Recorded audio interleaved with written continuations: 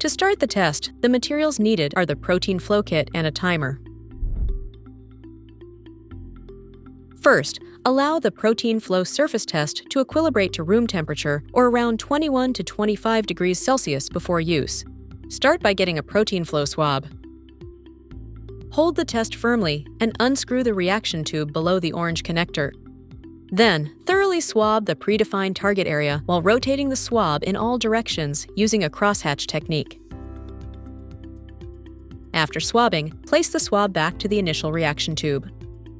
Hold the test vertically and activate it by gently bending the bulb back and forth until all liquid is expelled into the tube.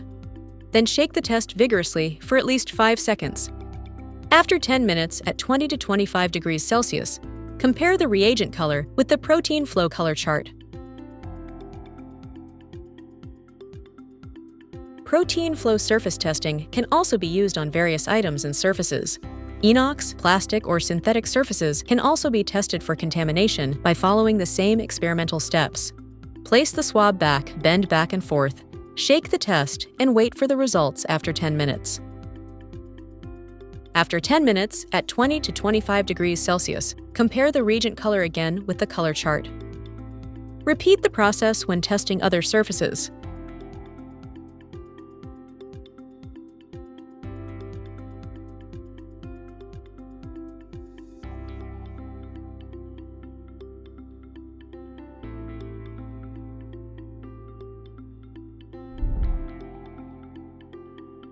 Correct pressure, proper swab handling, and thorough rotation in all directions should be applied to ensure accurate testing and prevent cross-contamination.